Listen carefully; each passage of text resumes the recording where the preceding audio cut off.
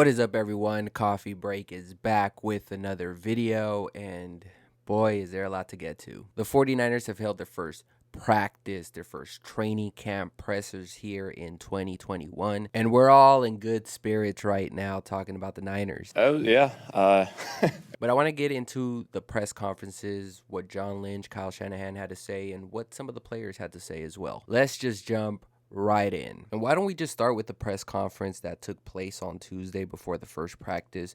There's this quote from Kyle talking about the quarterback situation. Jimmy is our best quarterback in the building right now. We're going to give Trey the first chance as the backup. Matt Mayoko did follow that up with the question, so it's not a competition. Kyle then says there's no competition right now. Jimmy is coming in as the number one and Trey as the number two. Oh, yeah. And just like that, all of the pressure was taken away from Trey Lance just with that quote alone. One thing we have to remember is the 49ers are not afraid to roll with Jimmy entering the year. I think that would be the smarter move. Now, things can change, and I think will change at some point. If we expect Trey Lance to be one of these good or great quarterbacks that we expect him to be, then I think at some point, I'm not sure if it's this year, next year, whatever the case may be, he's going to take full control of this offense. But this is the first day of camp. They're not just going to flat out and say, hey, there's a competition. That puts both quarterbacks in a tough spot. Even though underneath all of these quotes, there is a competition. In reality, there is. Just like in any other position. If the guy behind you outperforms you, then you might see some of your playing time diminish. And that's just part of the game. Now, to me, it was smarter to say what Kyle said. Jimmy will remain the quarterback, takes the pressure away from the rookie. That way, if Jimmy is not playing well or is hurt and Lance is practicing well and looking good, it's much easier to see that and say, well, we're going to go with the rookie from here on out. So I just think it's a smart move. And then there was the question about Dee Ford's health. John Lynch did say that they're pretty much going to wait and see. We're hopeful but cautious that those things are touchy. Basically, we know the same amount of information that John Lynch knows, which is nothing.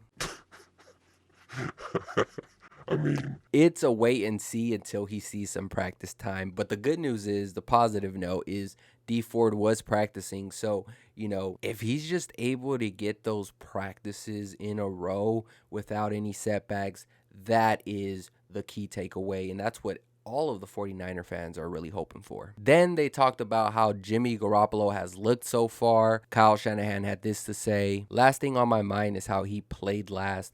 I thought he had as good of an OTA as he's had since he's been here. But in reality, the last time we actually saw him play as fans, he was hurt. But that's besides the point. I understood what he meant. Goes on to say, when we made the trade, I told Jimmy there's no rookie who's going to just come here right away and be able to take your job if you're at the top of your game. And that's the big if, right? If he's able to stay healthy, we've seen what Jimmy can do, and that's all but positive things for the Niners. But again, just like the Dee Ford situation, that's a wait and see. Then there was a question about the process of deciding which player gets the top market value. Niners have paid top value for guys like Kittle, Fred Warner, Kyle Juszczyk, Trent Williams. But John Lynch went on to say it's a constant process of getting together, identify priorities. He did bring up the Buckner situation, which was interesting, and I quote, "The Buck situation, that was Kyle and I's toughest situation since we've been here. We did what we thought was best at the time. We forecast in the future with cap situations,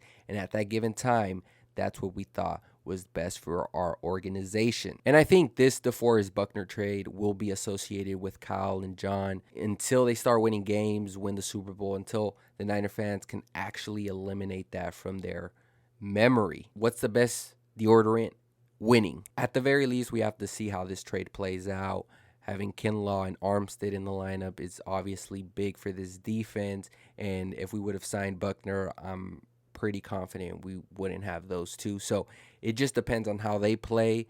And speaking of Kinlaw, had a setback on a knee injury, so was limited in practice. Not a big deal unless he misses more time, of course.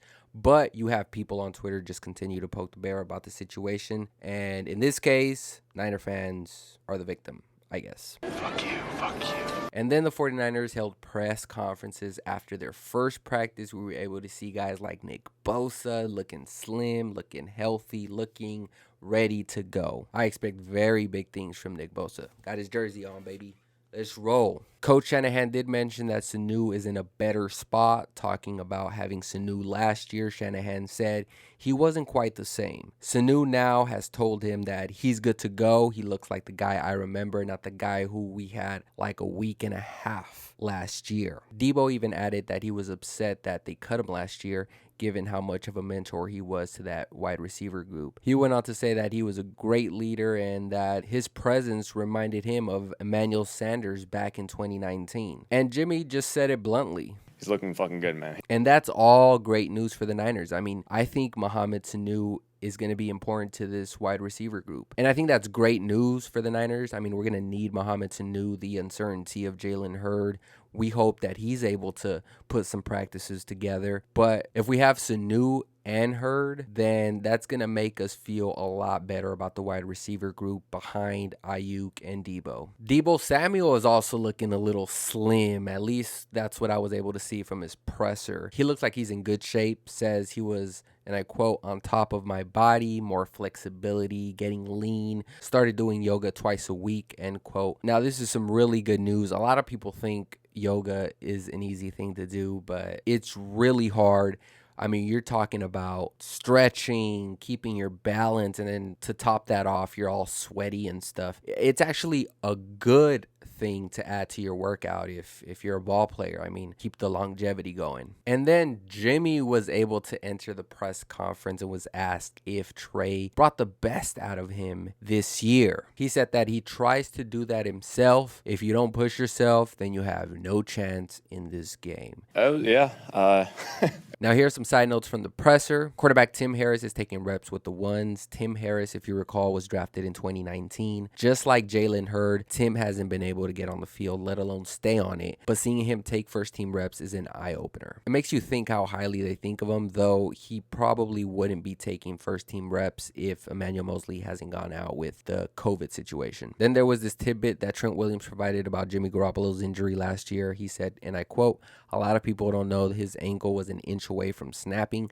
Watching him fight through and play, got a lot of money, went to a Super Bowl. He didn't have to press through and try to play hurt. The guys respected that." I mean, we're all battling injuries and shit like that. It's part of the game. There's more context to that Jimmy ankle injury, which was more severe than a lot of people thought. A lot of people thought they gave up, but it is what it is. We're on to this year now. And then to sort of wrap up this video, there's the Aaron Rodgers Green Bay fiasco that's happening. And man, there's a lot going on here.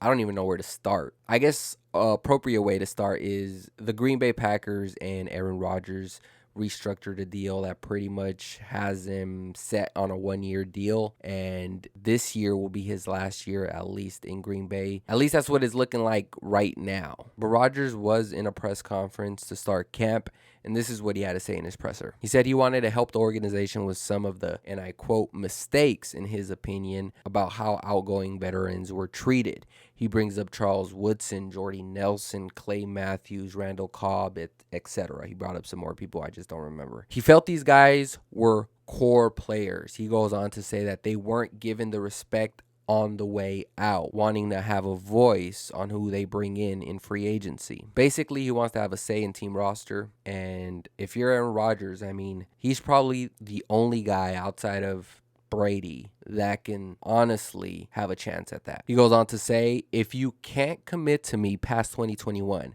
I'm not a part of the recruiting process in free agency. If I'm not a part of the future, then instead of letting me be a lame duck quarterback, if you want to make a change and move forward, then go ahead and do it, end quote. That was the one that got me like, man, this is rough. It's rough right now in Green Bay. There's a lot more. Like I said, Rodgers goes on to say that he contemplated retiring this year, which, man, they really got the boy handcuffed out there. So there's a lot of dysfunction coming out of Green Bay. And if you follow this, you could have saw this coming. Back in 2020, the Packers drafted Jordan Love in the first round. The Packers at the time needed like so many other areas filled, but they went quarterback. They're like, you know what? We need a quarterback of the future. And everyone was like, what's going to happen to Rodgers? So Green Bay shouldn't be surprised. I don't think like true NFL fans should have been surprised about this, because at that point in time, I was like, okay, Rodgers' time in Green Bay is limited. He's not going to finish his career there. Or maybe he was if he was retiring this year. Maybe he was. Who knows? I mean, he stated that he didn't like how veterans were being treated. This is prior to all of this happening. So there was a buildup before that Jordan Love draft. Then Rodgers has an MVP season, which was last year. Takes his team again to the playoffs. Gets knocked out by Brady this past year. But even with all of that, Rodgers still wanted out. There's obviously issues here. The toothpaste is out of the tube. There's no way to putting that back in. So this is going to get interesting in the 2022 offseason, because I'm looking forward to see where Rodgers ends up. This is another Tom Brady situation that happened last year. So it's going to be interesting. It's going to be fun to watch. And with that, I want to say thank you for watching my video. We've come to the end. If you've made it here, please thumbs up the video. Like, share, subscribe, all that good stuff. And as always, we'll see you on the next one. Peace.